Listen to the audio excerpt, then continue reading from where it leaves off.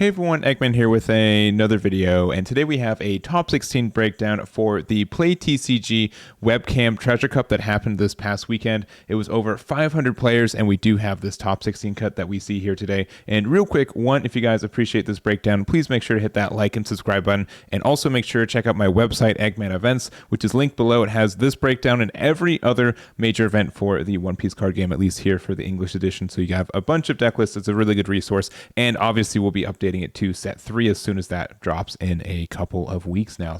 But we do have this top 16 breakdown. We did have 4 Laws, with one of them taking the event, 3 Luffys, 3 Zoros, 2 Kid, 2 Edward Newgate, 1 Kinemon, and 1 Smoker as well. So pretty much the mix we're seeing. It's kind of a back and forth of, we see a bunch of red. Obviously, Law, I think, has been kind of cemented as one of the top leaders in this format too. I think people are figuring out the builds that you want to be playing against, a lot of the red aggressive decks, and it's been winning moderately consistently. I don't think it's the most played leader in any regard, but people who are good with Law are very, very good with Law as well. And then also we do have like blue is not present in this one. It's usually like a black and blue kind of switch off if they're in the top 16. They sometimes top at the same time, but they kind of go back and forth. And then Kid doing a little bit better, having both builds, the Supernova and Film, as well as Kinemon coming back with an interesting Film deck that we'll talk about in a minute. And then also Newgate kind of is falling from grace a little bit in the past couple weeks. It's still, I think Moby Dick is in most versions of it. I don't think people are playing much of the pure Straw Hat build of it. I think people are kind of understood of how that one works and how it wins. And the Moby Dick is kind of like just the better version, a little bit better, at least from a top 16 perspective there. So anyways, we're going to go over each list with the top placing list for each leader, starting off with our first place list, which is right here, Justin Dizazzo's first place Trafalgar Law. And we've been seeing a couple builds with Law. I think they've been kind of homogenized. We're pretty much at a point where a lot of them are looking pretty similar. I think pretty much like all the 1-drops and 2-drops are pretty understood for this deck. Obviously, Otama, Makino, Tony Chopper, Beige, Bonnie, and Nami are very strong. Curly Dan also as a 4 of, just because it's able to, just the fact that it's a card that replaces itself is important in Trafalgar Law. It's such a good effect for this when you just need to spam out the board with a bunch of 1-drops. Then find, play a 2-drop that helps you find those 1-drops. Brook, Vista, and then we also have 3 copies of Rush Zoro, which normally this is between 2 and 4. 3 copies. Honestly, we don't see 4 a lot, but sometimes 2 or 3. We do have our Film Zoro, which I'm a big fan of this guy. I think he's very, very good. I know some people have been trying out the 3-drop star deck Zoro, and there are some in this top 16. But I do like this one just because it is green, and the fact that it's a green Straw Hat that you can find off Nami is actually very strong in a lot of ways. And a 6K that's also, like, the fact that it has all these tags are just really good. They're very good tags for this deck, and it helps you out a lot. The only thing is that it's a 4-drop, which means you can't bounce it back or play it with Trafalgar Law 5-drop. But other than that, I think it's perfect for the deck. And obviously you play 8 of these guys respectively. So this is the list. Congratulations to Justin for their first place there. Next up, we have Alan's second place Eustass Kid list, and this is probably like the more standard build, at least from what we've seen in set 1. And I mentioned that because this is a completely set 1 list. We do see only cards from set 1 in the starter deck that Eustass Kid came from. So I think this just shows just how powerful and strong this deck is in a lot of ways. I think a lot of people are coming back to Kid after playing Kinemon for the last couple weeks and realize, you know what? Kinemon is very good at the, if you're able to see your Odin on curve and see your perfect curve, it's very strong. But from a consistency standpoint, you have a lot of issues with it. And it's kind of hard onto like the later games where your opponent kind of catches up to you a lot of your value. And you usually just don't have a lot of cards in hand unless unless Odin's able to swing a lot and carry game, you sometimes just have a hard time getting a lot of value from it. So I do like the 8-drop is a little bit better. Obviously, it's kind of the same thing where this, you kind of have to find this guy, but you're a little bit more flexible on when you can find it, which is nice.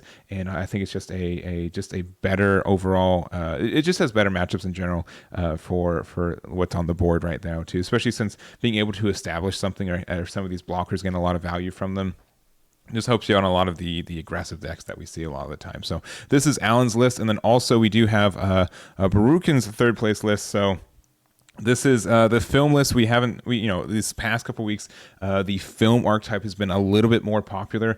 It topped a couple events last week as well, and being able to see that, it did get third place in this list, in this event as well, which is really nice. Obviously, we still have, I would say this is a moderately cheap deck outside of the Bartholomew, which is a film card, but also it's a promo. So the fact that this is such I wouldn't say this is an important card in the fact that if you don't have it, you don't need it, but it does help you. The fact that it is a film card helps you a lot, and the fact that you can use it in tandem with your Monkey D. Luffy to get like an additional restand for 2, but also establish a body on the board is kind of nice. So I understand like why it's run. I don't think it's incredibly popular, or needed, but I do think film is going to be probably present in set 3. We'll see if that's the case or not, but it's been very strong. Honestly, I think the Kid Leader is just great at being able to early game establish some pressure. And if you really need to swing twice and try to, get rid of cards on the board, you can. And then being able to just have like a lot of big meaty attacks to try to end the game, I think is good. Also a little bit creative with some of the event cards too. So we do have like the 1-drop Paradise Totsuka, which is a Wano country, which isn't searchable with this, but you can rest up to one of your opponent's characters with a cost of 4 or less, which is pretty good. Most of them are, I would say like 5 or less would have been like super great because there are some 5-drop blockers. At 4 or less hits most blockers that we see right now anyways.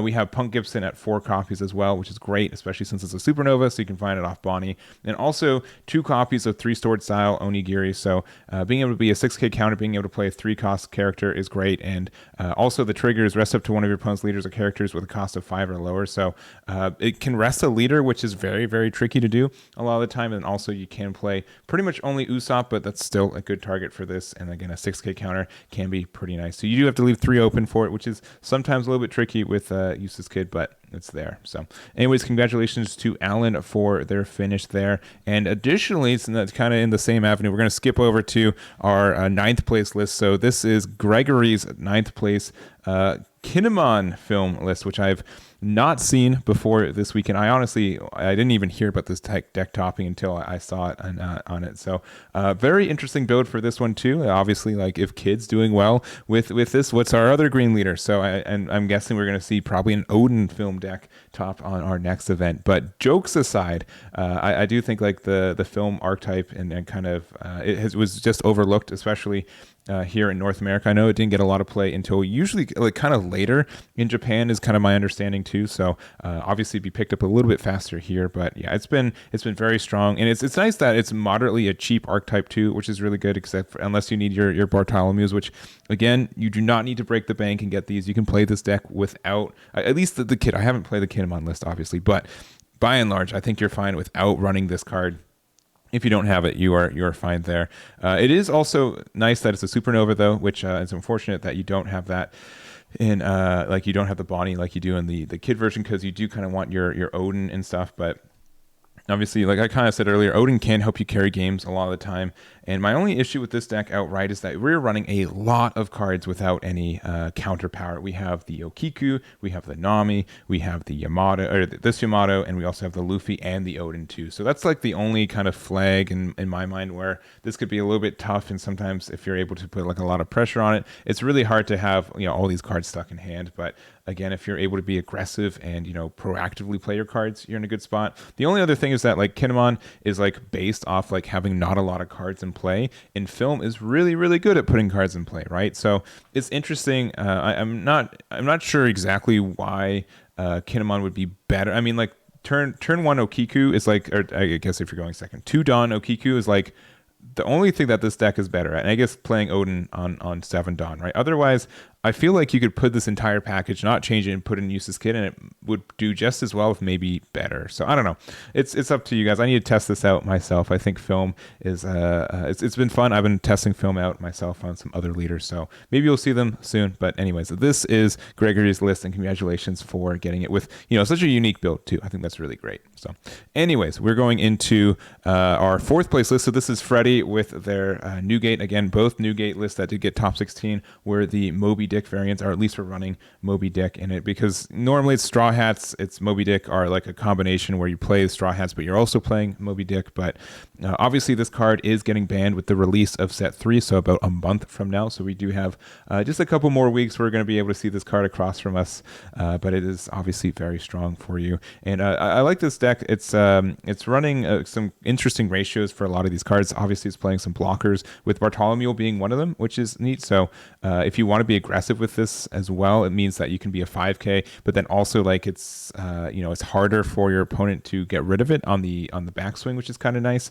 And then also like we're playing the Squard, which I think like people go back and forth on this. I sometimes don't like this card because it can be stuck in hand, and also the fact that sometimes you don't want to take your life down as fast as you can. But if you are playing Moby Dick, it makes sense because you can get it one turn earlier than your opponent's expecting and put down a lot of pressure. One copy of Newgate. Usually a lot of people play 0 in most versions of Moby Dick that I've been seeing topping lately. I think 4 is completely wrong in most times. It's just going to be stuck in your hand more times than not. But so one like a little tech of 1 there too. Also ace as well. Again, it can be the same issue. It can be stuck in hand. You don't have anything to do with it. But 4 copies of Radical Beam, 4 Seaquakes, also Whitebeard Pirates, being able to look top 5 and find some more cards too. So obviously a good amount. And then Red Hawk and Guard Point. So a lot of counter in this deck, trying to be very aggressive, and then Seaquake to help you additionally get some more removal there too. So we're going to see how Newgate does next format.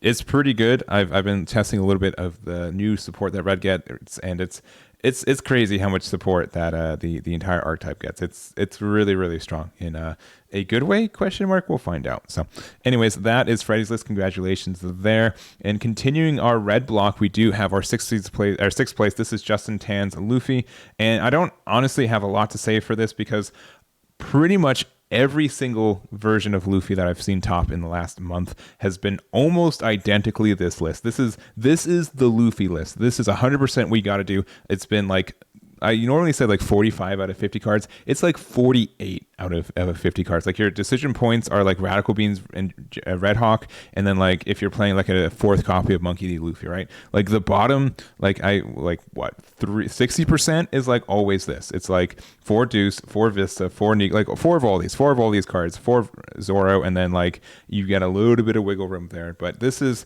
the build of Luffy. It's I've been seeing it top every time it's tops. It's pretty much this list, and it's not a bad thing. It just means that people who are playing Luffy just know how to play the deck, know how to play around stuff, and are very strong with particularly this list here. So anyways, congratulations to Justin with their finish there. Next up we have Nicholas Barnes, 12th place Zoro, and this has been like a little bit more flexible than Luffy that we just saw.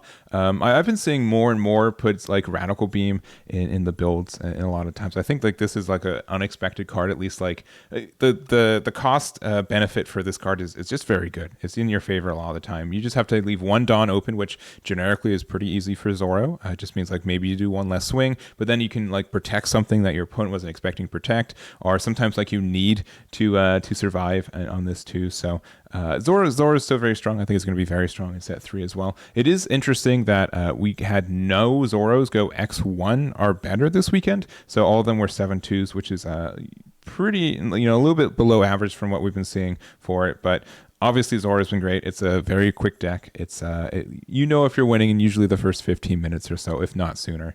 And it's what it is. It's moderately understood. I think Magra is pretty understood as like a really good card people have been and should be running, and just kind of everything else for it there. So congrats to Nicholas for 12th place. And to wrap it up, we do have our 1 smoker list. It is Jake with their smoker here, squeaking in at 16th place exactly. And Black is kind of like in a weird spot in this card game where we really only have like 1 good leader for it at smoker. Sakazuki is okay. It's the star deck leader, and we do have like a couple multicolored leaders. We've been seeing Garp and Z like try to be good, but I think the format's a little bit too fast for them at 4 life to be as consistent as they need to be. But I think like as we get into set 3, I've been trying a little bit of Rob Lucci and looking into what he does. I think black kind of gets a little bit of a better leader. I think Smoker and like the idea of him is good, but having like something a little bit more archetype based, because generically this deck is just like a lot of just moderately good cards that are just kind of cobbled together with the idea of kind of like the identity of black in this game with like cost reduction and like being able to get pops on there. So I do think the deck is still very good. I also think like Borsalino is still probably one of the, if not the best card in this deck as well, and just in black in general. Being able to have a blocker with this effect is incredibly strong. It just means it's very difficult to get rid of, and it just really helps you on like a defense side. And then like it's still a 1k counter, and the fact that you can still attack with it as a 5k if you need to later, and then it's a 6k on your opponent's turn still